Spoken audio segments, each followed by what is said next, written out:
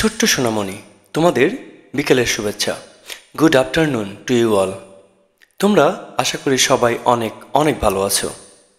আমরা আজ আলোচনা করব তোমাদের ইংলিশ ফর টুডে বইয়ের unit 36 on holiday 1, lesson 1, 2 and 3। তোমরা হলিডে শব্দের অর্থ জানো? হলিডে মানে ছুটির দিন। অন হলিডে মানে ছুটির দিনে। ছুটির দিনে তোমরা কোথায় যাও? কোথাও যাও? যাও, তাই না? আমরাও ছুটি পেলে মাঝে মাঝে ঘুরতে যাই। এখানে তোমরা ছবিতে দেখতে পাচ্ছ একটা ছেলে এবং একটা মেয়ে। তারা এই ছুটির দিনে কে কোথায় যাবে সেটা নিয়ে কথা বলছে, আলোচনা করছে। ছুটির দিনে আমরা যেমন বেড়াতে যাই, তারাও এরকম বেড়াতে যায় এবং বেড়াতে যাবে।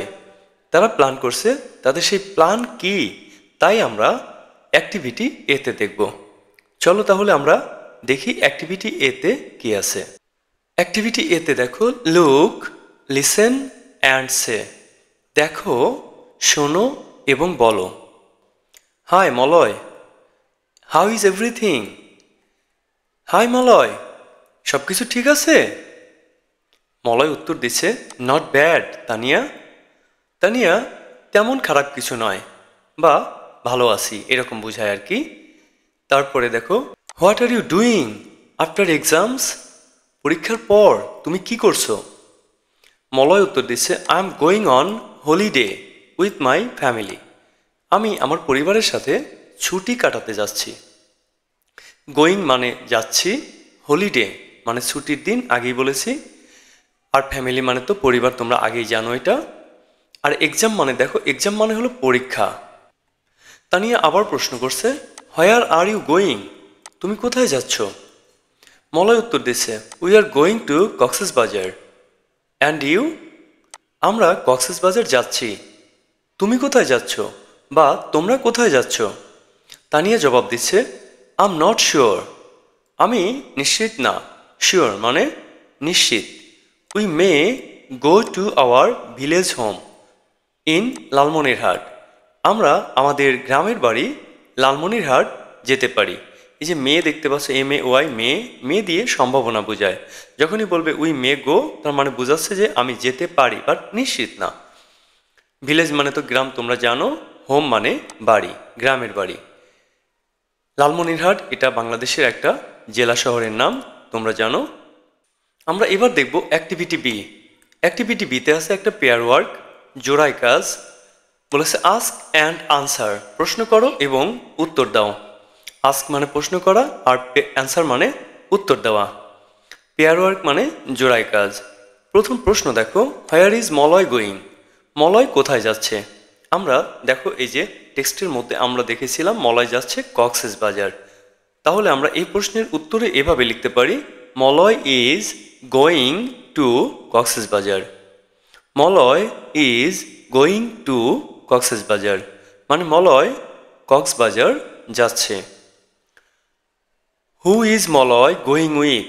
মলয় কার সাথে যাচ্ছে? হু মানে কে। এই প্রশ্নে বলছে মলয় কার সাথে কক্সবাজার যাচ্ছে। আমরা পড়ে দেখেছিলাম, দেখো এই যে এখানে লেখা আছে মলয় কক্সবাজার যাচ্ছে তার ফ্যামিলির সাথে। তাহলে আমরা এটা লিখব, Malay is going to Cox's Bazar with his family. Malay is going to Cox's Bazar with his family মানে মলয় তার ফ্যামিলির সাথে, পরিবারের সাথে কক্সবাজার যাচ্ছে। তার পরের প্রশ্ন দেখো, is Tania going to Cox's Bazar? Tania কি কক্সবাজার যাচ্ছে?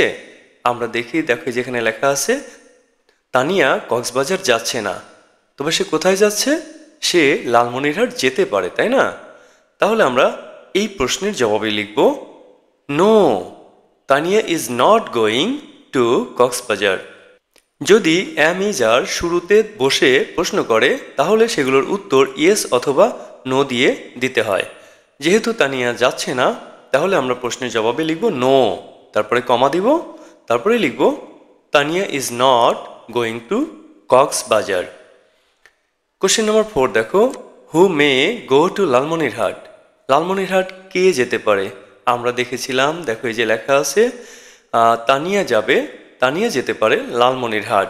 তাহলে আমরা এই হু এর জায়গায় আমরা তানিয়ার নাম লিখে দিব।